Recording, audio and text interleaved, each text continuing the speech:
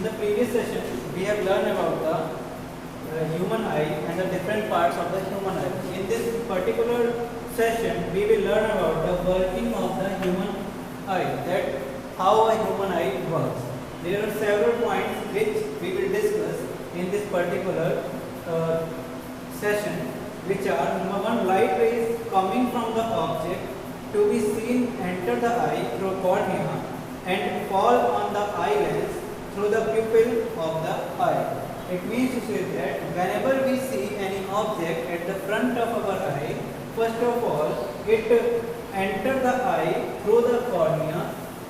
It enter the eye means the light of the object enter in our eye through the cornea, that is the front part of our eye, and fall on the eye lens. Then after that it falls on the eye lens through the pupil of the eye. Pupil means the circular part which is between the iris part. Okay, that is known as the pupil. Means the region from where the light enters in our lens, or through the lens it falls on the retina. After that, what happens? Let's see the particular diagram which is related to it.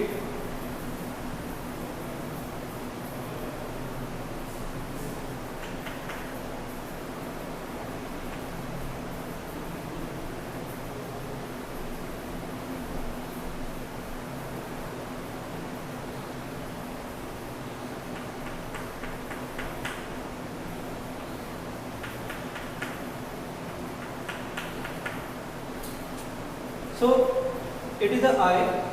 As we can see, here is generally is what? Optic nerve, and we know the part's name. It is lens, eye lens.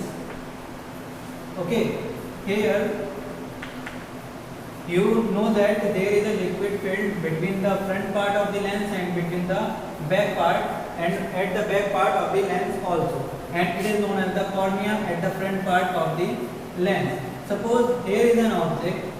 Whenever a light ray will travel from this particular object, so as we know the property of the convex lens, the light ray first strike the cornea. Now here is a very important point which we need to discuss, that at this particular place refraction takes place. Okay, how? As we know that outer part of this particular cornea here is air, and as we know that after the cornea here is a liquid which is filled. Okay, and after that we know that here is a region which is known as iris, and the front and the center part of the iris which is vacant, which is empty, which is generally in the circular form. This part allows the light to enter in the lens. Now let us understand what happens here. As we know, here is what? Here aqueous humor. Now what happens?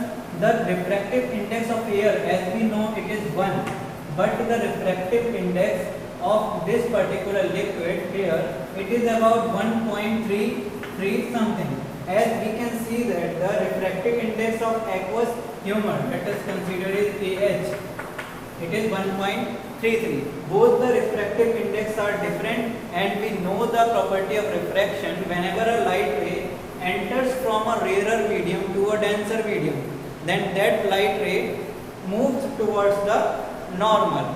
It bends towards the normal. It means to say that at this point, this light ray will not go in the straight path. It will deflect a little due to the difference in the refractive index of air as well as the aqueous humor. After that, it will move further. It will reach the lens up. Now here, one more thing start. Now what is that? We know that the refractive index of aqueous humor is about 1.33, and after that the lens has a different refractive index in our eye, that is about 1.37. So both the refractive index again are different, and both the medium is also different. It is almost liquid and it is a jelly-like form in the lens. Now again the refractive index has some difference. Again refraction will take place at this lens, and the light ray will again try to bend, and the bending of the light at this place is very it bends at a very small angle. After that the light will move further due to this lens and it bends towards the retina. The same happens in the lower part of the object. When the light ray comes from this part, it moves towards the pupil and then it enters in the lens. After that it moves, and here on the retina, after the intersecting two light rays, it forms the image of that particular object on the retina. Here the object will be inverted. It is the head of the object, then head will be downside, and it is the tail of the object and tail will be upside. And means अगर हम यहाँ पे कोई भी human अगर हमारे सामने खड़ा है तो उसकी पहली इमेज जो रेटिना पे बनेगी वो कैसी होगी? इन्वर्टेड होगी. Means the image of the object will be inverted on the retina. Now the next part comes in this particular session, in this particular topic, that eye lens is a what is the type of eye lens? It is a convex lens, and we know the property of convex lens that it forms real image, inverted image, and a smaller image. On which part of the eye? On the retina of our eye. After that, what happens on the retina? Retina has millions of cells. These cells are known as light sensitive cells. Now these light sensitive cells are of two types. One is the rod type cell and another is the cone type cell. The function of the rod type cell in the eye is to detect the intensity of the light. It generally detects the brightness of the light, that how much bright is the light which is coming from the object. And the function of the cone type cell is to identify the color of the light. It identifies the color of the object. That different objects have different color, we can identify them by the use of cone type cell. So the function of rod type cell is to identify the intensity of light, that how much it is bright, and the cone type cell has a function to identify the color of the light. Means particularly they both are helping us to identify the object, that how much bright it is and how much color it has, and after that the image of the object makes on the retina. After it, the working of the light sensitive cells start, because they get activated when light falls on them. After that they generate the electrical signal, means they will generate some kind of signal which will be sent to our brain.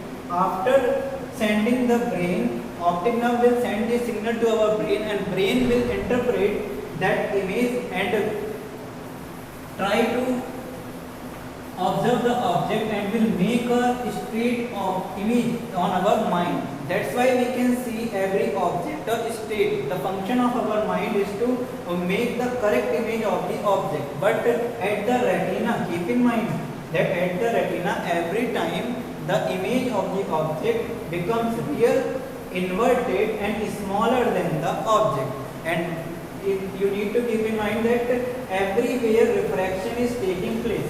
Here the refractive index of the aqueous humor is 1.33, then the lens has refractive index of 1.37, then again the vitreous humor it has the aqueous it has again the refractive index is 1.33. So basically these are the differences of refractive index due to which the refraction of light is taking place in our eye. We need to apply the refraction law at every instant whenever a light ray is entering from one medium to another medium, from air to aqueous humor, from aqueous humor to lens, from lens to vitreous humor. After that it is striking the retina.